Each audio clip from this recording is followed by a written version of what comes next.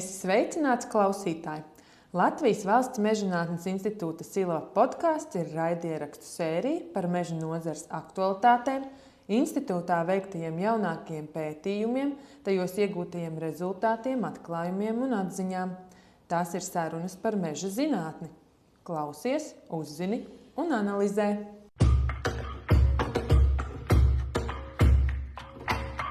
Labdien! Šoreiz pie mums viesojas mana kolēģe Ieva Jaunslaviete, kas lielāko savu darba laiku pavada tieši mežā. Sveiki, Ieva! Sveiki! Prieks, ka izrāvies no meža un esi kopā ar mums, lai šodien parunātu par to, ko tad, ja es tā drīkstu teikt, meža cilvēki dara ikdienā. Bet pirms mēs metamies pārunāt tieši to, ar ko tu nodarbojies, varbūt vari pastāstīt un iepazīstināt klausītājus ar sevi. Kā tu esi nokļuvusi līdz darbam Silavā? Viss sākās pēc vidusskolas, kad bija jāizdomā, kuras iešu mācīties. Man bija ļoti daudz variantu - pedagoģija, psiholoģija, žurnālistika. Un atrapos meža fakultātē. Un es biju dzirdējusi, ka cilvēki strādā Silavā. Pēc pirmā kursa es uzrakstīju ēpastu, ka es vēlos pastrādāt uz studiju laiku. Es biju gatava stādīt kokus, ravēt kokus, visāds mežsaimnieciskos darbiņus. Man bija plāns tikai līdz bakalaura beigām te būt. Un tā es attāju pagājuši 10 gadi, un es atapos šeit joprojām. Un ar ko tu sāki tad pirms tiem 10 gadiem? Tevi uzaicināja uz vasaras darbu? Tikai uz vasaras darbu, mērīt parauglaukumus pārsvarā, un tad sākās studijas, tad es pārtraucu strādāt. Atgriezos nākamajā vasarā. Tad jau 3. kursā es sāku pa darba dienām bišķīt piestrādāt arī. Līdz pēc bakalaura es paliku, un pēc maģistra uz pilnu slodzi. Sanāca, tad jau tava iniciatīva tomēr. Tu uzrakstīji ēpastu, ka es gribētu pastrādāt, redz, kā tas izvērtās. Tad sanāk, ka tu jau 10 gadus strādā Silavā. Varbūt vari pastāstīt, kādi tad ir tie galvenie pienākumi, ko tu nodarbojies Silavā. Jo, ja es jau minēju, ka tu esi viens no meža cilvēkiem, tad varbūt pastāsti to specifiku, kāda ir to meža cilvēku ikdiena un darbi. Mana specifika laikam ir parauglaukuma uzmērīšana, ierīkošana, darbs mežā. Ko nozīmē parauglaukuma uzmērīšana? Ņemsim vērā, ka mūs arī var klausīties tādi, kas nav ar mežu saistīti. Tad būtu forši pastāstīt, kas ir parauglaukums. Mēs mežā liekam parauglaukums, piemēram, apaļveida parauglaukums. Tad pārsvarā tu strādā ar tiem apaļveida parauglaukumiem, droši vien 12,62 metri radiusā. Kas notiek tajā parauglaukumā? Tiek uzmērīti koki, caurmērs, augstumi, noteikti kaut kādi bojājumi, vainas. Citreiz tiek uzmērīts vēl atmaru sīkoksni, kritalas, sausokņi, stumbeņi. Tas atkarīgs īstenībā arī no pētījuma mērķa. Pētījuma mērķa, jā. Tas var atšķirties, kā kur reiz tas ir. Jaunaudzējs jau arī tas ir. Jaunaudzējs arī, bet man mazāk saskara ar to bijusi. Man pārsvarā ir pieauguši meži un veci meži.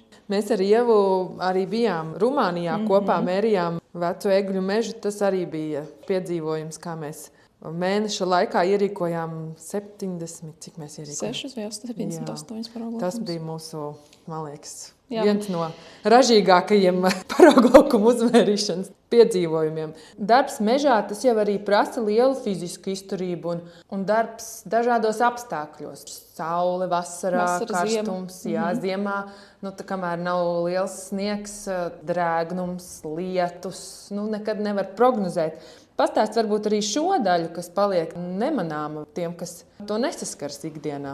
Piemēram, šogad bija ļoti sniegiem bagāta ziema, ļoti izaicinoša patiesībā. Tad, kad parasti pienāk pavasaris, ir diezgan liels sagurums, vairāk fizisks.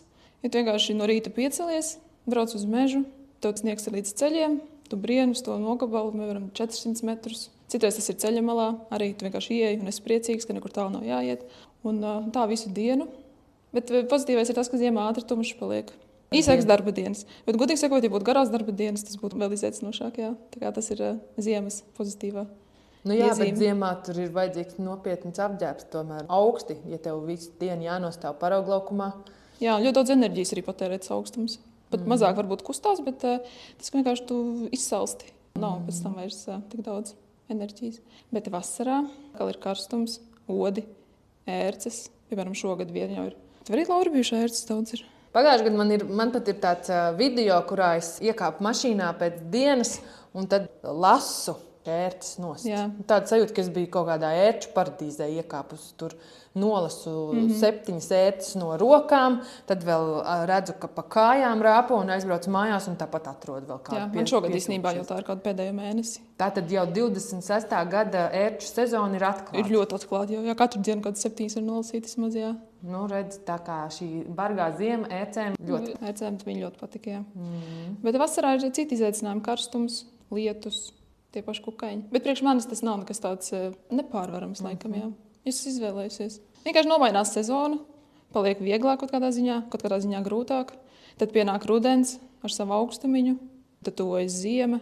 Tad tev patīk tā sajūta, ka tu esi tajā mežā, ka ir tā mainība dabā, ka tu esi tur, tu redzi, kā mostas koki pavasarī, jā, kā daba mostas. Jā, mostas. uzplaukst, kā pēc tam vasarā viss plaukst un zeļ. Rudenī nokrīt lapas, uz sniegs pirmais.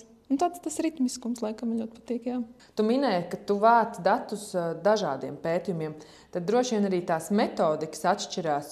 Kā ir tā pārslēgšanās no metodikas uz metodiku un kā tu vispār tiec līdz tai metodikai? Vai tu piedalies tajā metodikas izstrādē vai pēc tam notiek kaut kāda pielāgošana?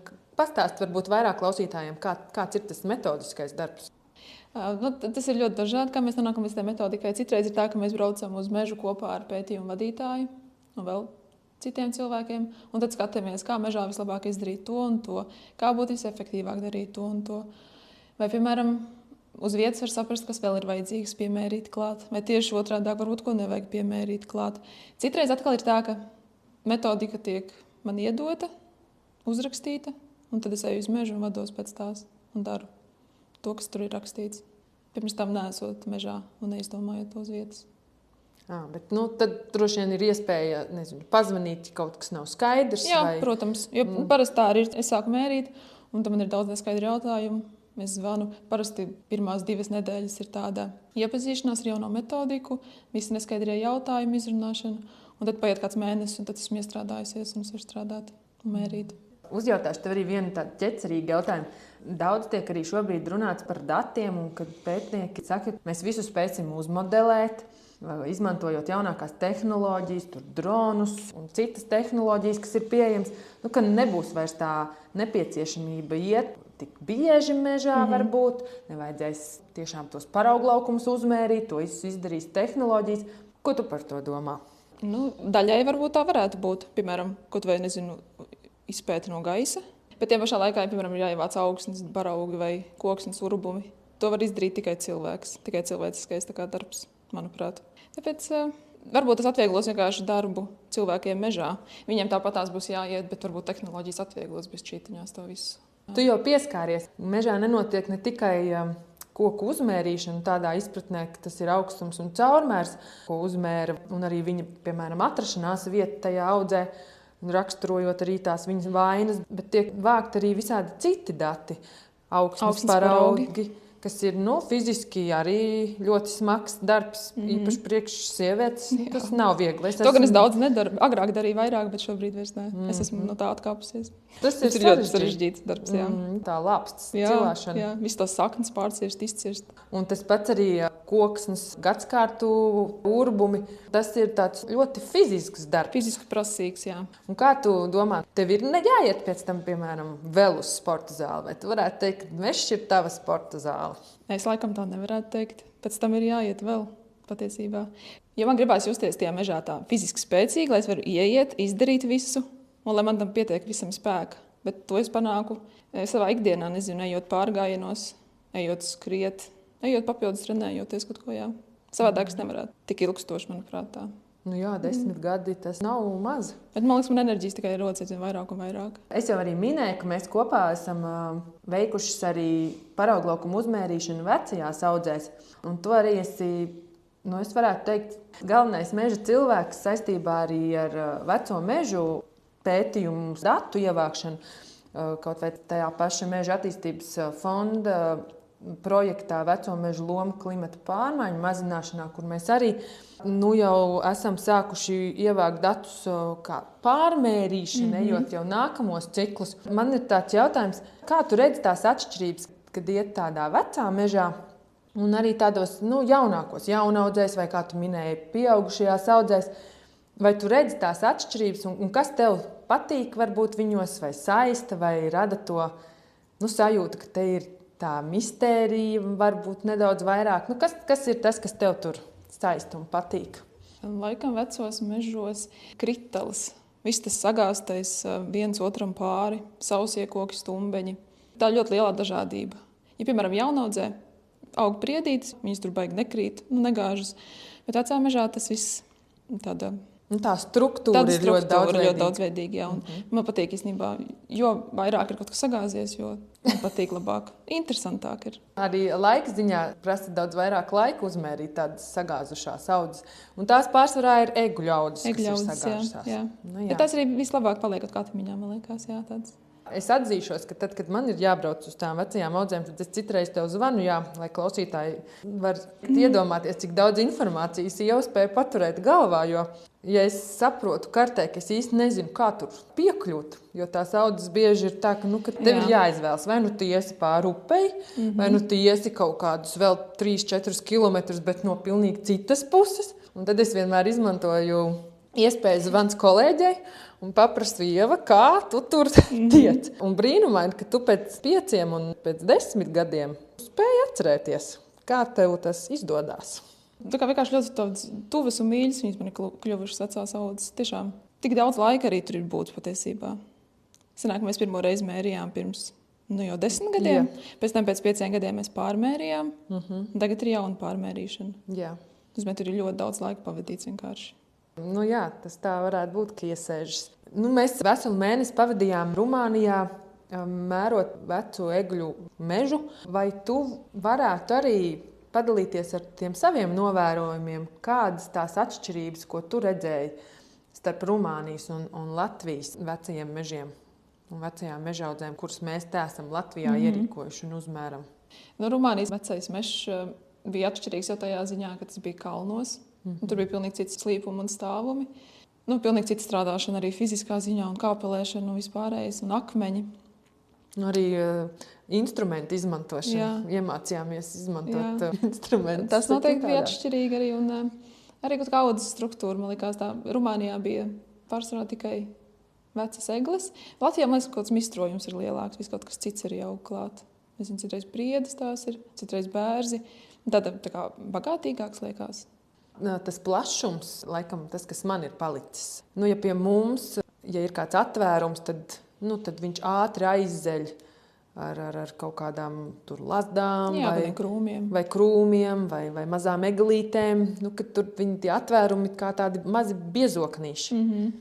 Tur tas atvērums ir arī atvērums. Tā arī tas paliek, jā. Viņā īsti nekā tur neienāk. Un tas, kas ienāk, tas arī maziņš beidzās.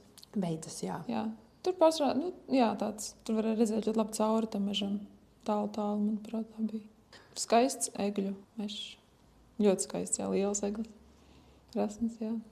Man vēl viens tāds arī, jāsaka, ķecerīgs jautājums. Vai tu varētu padalīties ar mums, vai esi domājis par iespēju, piemēram, vairāk darba laika pie datu apstrādes, literatūras analīzes, vārdu sakot, darbam ar datoru. Vai tu saki, nē, es būšu tas cilvēks, kas atnes datus un salieku viņus, protams, darbs ar datoru jau tev sanāk? Jā, sanāk. Ko tu dari ar datoru? Es pie datora apskatos failus, kas ir iegūti mežā, sakārtoju viņus, izēju cauri, izlasu kļūdas un tad aizsūtu tālāk cilvēkiem, kas par to rakstīs un rēķinās un darīs visu pārējo. Bet vai tu arī esi domājis par to, ka tu varētu sākt ievākt datus un tad viņus turpināt analizēt? Šobrīd noteikti nē. Es pieņemu varbūt pēc kādiem gadiem 10. Varbūt tad, kad man būs grūtāk, mežā ieiet. Es gan šaubos, ka tā būs man 40 gados, bet nē, es neesmu domājis par to. Šobrīd noteikti nē. Es nevaru iedomāties sevi izņemt tā laukā. Lai gan varu apvienot, darīt gan to, bet nē, nevarētu. Bet nē, man patīk tev tāds. Man ir skaidra doma, ko es daru un kāpēc es to daru.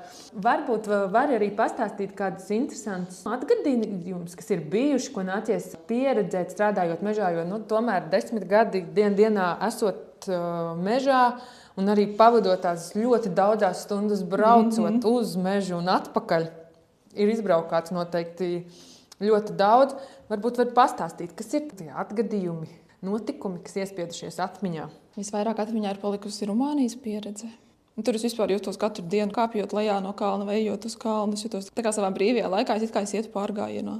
Es aizgāju uz mežu, uzmērīju parauglaukums, protams, viss strādāšana, bet viss tas skaistums apkārt un viss tas pārējais vienkārši jūtos kā vislabākajā vietā, kur būt. Un vēl tie lāči. Es varētu šeit pasūdzēties, ka jau ļoti gribēju satikt lāci. Un viņi sākumā bija ļoti bēdīgi, ka mēs viņu nesatikām. Jā, jo viņam bija vēl par augstu. Bet tad, kad viņš izlīda, un tad mēs viņu katru dienu satikām, vai viņus, jo mēs jau nezinām, cik dažādi viņi bija, tad varēja redzēt, ka tu esi tā teikt. Jā. Es gribēju, un to es dabūju. Arī tas lācis, ko mēs mežā redzējām, ejot uz parauglaukumu. Laura un ir profesori tikmēr mežā, un es vienkārši skatos viņu, neko nesaku, tā kā, un es piebakstu Laurai, un saku, Laura, tur ir lācis, tā klusiņām. Laura pēc tam teica, lai es nākamreiz skaļāk to saku, un tā kā laicīgāk. Es vienkārši tajā brīdī skatījos tādu pavērtu muti, un vēl latvisks to teica, un profesors vispār neko nesaprata, un bija tāds vienkārši. Rumāņu profesors nesaprata, kāpēc ilgi tāda apklust un skatās tālumā. Tas bija tā izpēdīgi. Man arī Rumānijas pieredze ir viena no dzīves droši vien tādiem punktiem, ko saglabāt.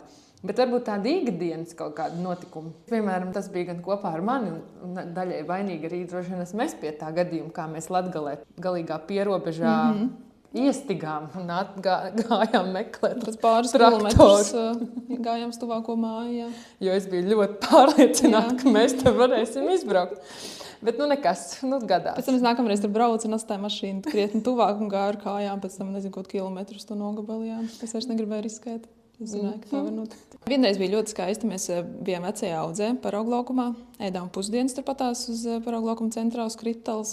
Mēs ēdām tā mierīgi klusi. Mēs bijām 2 tādi kolēģi, man liekas. Un pēkšņi paskatāmies, un mums parauglaukumā ienāk uz briežu govs. Apmēram 7-5 metrus no mums un vienkārši skatās.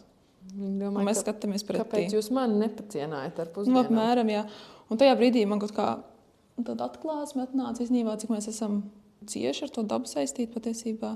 Un visam ir vietas gan cilvēkam, gan dzīvniekam. Un man laikam patīk tā miedarbība dzīvnieka un cilvēka un dabas vispār. Un man nebaida tā arī tas. Es gan nezinu, kā būtu lācis satikt Latvijas mežos, protams. Droši vien līdzīgi kā Rumānijas mežos. Droši vien, jā, es vienkārši klusēt, neko neteikt. Vai tu tā kā priecājies, ka tu Latvijā neesi redzējusi lāci, vai tomēr tu būtu gatava? Tu būtu gatava. Šobrīd arī tomēr iet tā informācija, ka esiet uzmanīgi mežā. Kādi ir tie tavi preventīvie pasākumi, kā tu sevi sargā vai gatavojies? Mums uz mūsu grupiņu, kas mēs ejam mežā, mums ir līdz lāču sprejs vienam kabatā. Mēs sākām viņu ņemt līdzi tagad pavasarī. Bet es godīgi šaubos, ka es spētu ar viņu cīnīties par to lāci. Ne cīnīties, bet kā es nevarētu viņu pielaist sev tik tuvu klāt patiesībā. Tā ir tā kā teorētiski, jā, man ir līdz tas sprejs, kā jūtos drošāk, bet jūs esat ļoti skeptiski par tiem sprejiem patiesībā. Es Laura tur stāvētu lācis un spūst viņam. Es nevarētu. Es uz to skatos nedaudz laikam savādāk. Man liekas, ka ir labi zināt to algoritmu, ko tā kā darīt, bet droši vien vadoties pēc intuīcijas attiecīgi tajā brīdī, jo man patika, ka Rumānijā mums bija tā pieredze, tie lāči bija dažādi. Tā kā tu mini tas, kas bija tajā parauglaukumā, viņš bija jau tāds vecāks, liels, nobriedušāks. Jā. Viņa arī tās kustības bija citādākas, tādas pārliecinātākas. Tad bija skaidrs, ka tu pat negribi, ka viņš tevi tur par daudz uz tevi paskatās, un tu jau atkāpies. Atkal tie citi likās jaunāki, varbūt rotaļīgāki. Jā, rotaļīgāki. Varbūt man arī tik ļoti bail no viņiem nebija, bet tā pašā laikā viņi tādi neprognozējamāki. Jo, ko tu zini, viņš varbūt domās, ka foršs rotaļu biedrs. Droši vien tā reakcija katrā situācijā būtu nedaudz citādāka. Arī tas, ka Rumānijā tie pārējie lāči bija pļavā, tādā atvērtā laukā, un tu pāredzi visus. Bet, ja starp kokiem tāds būtu, tas ir citādāk. Cik tuvu pielaist? Jā. Man tādā ziņā liekas, ka darbs mežā ir īpaši, ja uzmēra parauglaukums, ir nedaudz drošāks, jo tas visu laiku ir troksnis. Jā, mēs arī ejot mežā mēģinām būt tā kā skaļāk, lai gan mēs pagājušajā nedēļā sapratām, ka mēs esam diezgan klusi ejot iekšā mežā. Mēs nesarunājamies, varbūt mums vajadzētu būt skaļākiem bišķītiņās. Lai gan, kā mēs Rumānijā redzējām, tas daudz ko nemaina. Tas neko baigi nemaina. Tikai varbūt pašu sevi nomierina, ka tu esi skaļš, tevi dzird. Vārdu sakot, tu esi gatava, bet īsti gatava neesi. Ko tu darītu, kad satiktu lāci? Jā, un plāna man nav. Bet, redzēt, es, protams, gribētu. Drošā distancē. Drošā distancē, jā. Jā, šī tēma tagad ir ļoti aktuāla. Daudz kur var lasīt visādas rekomendācijas un ieteikumus, kā rīkoties. Un arī mums institūtā kolēģi no Meža faunas nodaļas ir mēģinājuši stāstīt, kā labāk uzvesties, ko darīt, ko nedarīt. Bet tas viss droši vien, tad, kad tas notiek, tad ir pilnīgi citādāk. Jā, tā situācija, kā tu uz to vispār reaģē, kāds tas stresa līmenis, ko tu dari tajā brīdī. Es domāju, līdzīgi kā mežā satiekot meža cūku, piemēram, ar mazajiem. Arī tā kā iedomājoties nekas traks, bet tad, kad tu redzi netālu viņas visas, tad vienkārši gribās sastingt un neko nedarīt. Tad tev ir nācies satikt? Jā, pagājušās ar Slīterē bija pāris reizes. Mēs satikām tādas riktīgas grupas ar meža cūkām. Kaut kā viņām tur patīk, laikam. Ko viņas darīja? Skrēja viņas vienkārši. Mēs bijām tikai pa ceļam. Mēs viņām pilnīgi neinteresējām. Mums viņas vairāk interesē nekā mēs viņām. Jo vispār es daudz dzīvniekus nesatieku mežā, godīgi sakot. Man liekas, man vajadzētu vairāk redzēt. Visdrīzāk, ka viņi mani redz, un es viņus neredzu. Viņi jau paspēja aiziet. Katru dienu es neredzu dzīvniekus. Jā, kas no vienas puses ir labi, tas nozīmē, ka tas darbs ir pietiekoši skaļš, un jūs par sevi dodat ziņu pietiekošā attālumā, lai meža zvērs saprastu, ka tur šobrīd ir citi darbi notiek. Ka tur šobrīd notiek zinātniskie darbi. Tu tomēr esi apbraukājis visu Latviju. Ir kaut kādas vietas, kad tu jūti, ka šie meži, šis reģions, ka tas tev tā kā vairāk tuvāk sirdī uzrunā. Jā. Tas varētu būt kaut kur pie Balviem. Pie robeža Krievijas. Man tur vienmēr jūtos tā kā mājās. Lai gan es no tās vietas nenāku un neesmu tur uzaugusi, bet es vienmēr tur aizbraucu un jūtos tā ļoti labi. Un tas arī pretēji var pateikt, kur es nejūtos tik labi. Tā Kurzemes meža tur lejā pie Liepājas, tāda svešāda sajūta tur ir. Nezinu, kāpēc. Pilnīgi pretēji kā otrā pusē. Bet es neesmu sapratusi, ar ko tas ir saistīts. Tur nav meža sarežģītāk vai vienkāršāk, tur vienkārši ir citādāk. Atsvešinātāk. Mēs uz tādu mistēriju nedaudz aizvilkām. Tas jau arī, man liekas, ir tas foršais, ka darbs mežā, tu arī dari to darbu, tu domā līdzi, bet tev ir daudz laika pārdomāt, kā tev ir gājis tajā mežā, arī braucot šurp un atpakaļ. Daudz laika pārdomām par to, ko tu redzi, kāda tā ikdiena mums apkārt. Man liekas, tā ir tā arī pievienotā vērtība, kas ir tam darbam mežā. Es tev teikšu lielu paldies par to interesanto ieskatu tavā ikdienā. Un es patiesi priecājos, ka varam mēs kopā strādāt arī ikdienā, un lai tev veicas darbos un neapnīk šī mīlestība pret mežu un būšana mežā. Paldies!